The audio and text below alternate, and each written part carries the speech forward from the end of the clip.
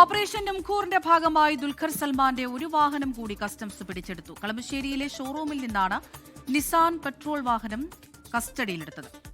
Vipin C Vijayan ചേരുന്നുണ്ട്. വിപിൻ, എന്താണ് ഇപ്പോൾ വീണ്ടും ഇങ്ങനെയൊരു നീക്കത്തിലേക്ക് കടക്കാനുള്ള കാരണം?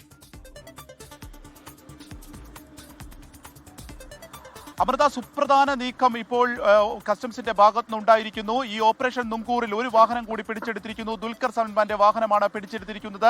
ഈ വാഹനം കളമശ്ശേരിയിലെ സിഗ്നേച്ചർ കാർ എന്നുള്ള ഷോറൂമിലായിരുന്നു ഉണ്ടായിരുന്നത്. അവിടെ നിന്നാണ് നിസാൻ പെട്രോൾ വാഹനം ഇപ്പോൾ കസ്റ്റംസ് പിടിച്ചെടുത്തിരിക്കുന്നത്. ഇന്നലെ വ്യാപകമായി തന്നെ റെയ്ഡ് നടന്നു എന്നുള്ളതാണ് ഈ ഘട്ടത്തിൽ നമുക്ക് മനസ്സിലാവുന്നത്.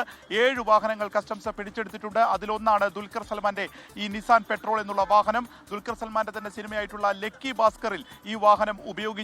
ആ വാഹനം പിന്നീട് എവിടെയാണ് എന്നറിയാതെ കസ്റ്റംസിന്റെ ഒരു സെർച്ച് ഇതിനു മുൻപ് ഉണ്ടായിട്ടുണ്ടായിരുന്നു. അത് എവിടെയാണെന്ന് കണ്ടെത്തുകയും ഇപ്പോൾ അത് പിടിച്ചെടുക്കുകയും ചെയ്തിരിക്കുകയാണ്. ഇതിനു മുൻപ് ദുൽഖർ സൽമാന്റെയും അമിത് ചക്കാലക്കൽ ഉൾപ്പെടെയുള്ള നടന്മാരുടെ വാഹനങ്ങൾ പിടിച്ചെടുത്തിരുന്നു. അതിൽ ഡിഫൻഡർ വാഹനം തനിക്ക് തിരിച്ചു വേണമെന്നും എപ്പോൾ വേണമെങ്കിലും ഹാജരാക്കാമെന്നുള്ള എന്നും ആവശ്യപ്പെട്ടുകൊണ്ട് ഹൈക്കോടതിയെ പിന്നീട് ദുൽഖർ സമീപിക്കുകയായിരുന്നു. അതിനുശേഷം ആ വാഹനം പിടിച്ച് അത് തിരിച്ചു കൊടുക്കുകയും ചെയ്തു. ഇപ്പോൾ അതിന്റെ രണ്ടാമത്തെ ഒരു ഘട്ടത്തിലേക്ക് കസ്റ്റംസ് കടന്നു എന്നുള്ളതാണ് നമുക്ക് മനസ്സിലാവുന്നത്. ഇതിന്റെ ഭാഗമായിട്ടാണ് ഇന്നലെ വീണ്ടും തിരച്ചിൽ നടത്തുകയും 1.5 കോടിയോളം രൂപ ഓരോ വാഹനത്തിനും വില വരുന്ന ഭൂട്ടാനിൽ നിന്നും കേരളത്തിലേക്ക് കടത്തിയെന്ന് സംശയിക്കുന്ന XUV വാഹനങ്ങൾ 7 എണ്ണം പിടിച്ചെടുത്തത്. അതിലൊന്ന് ദുൽഖർ സൽമാന്റെ ആയിരിക്കും ആണ്.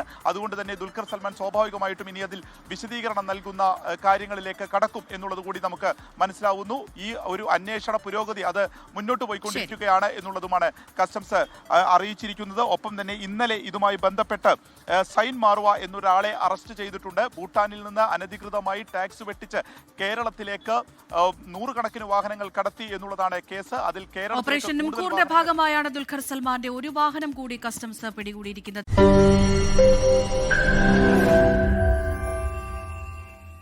ലോകത്തെവിടെയായാലും ഏത് സമയത്തും 24 വാർത്തകളും ഓഗ്മെന്റഡ് റിയാലിറ്റി പാക്കേജുകളും എക്സ്പ്ലെയിനറുകളും വിശദമായി കാണാൻ ഞങ്ങളുടെ യൂട്യൂബ് ചാനൽ നിങ്ങൾക്ക് സബ്സ്ക്രൈബ് ചെയ്യാം.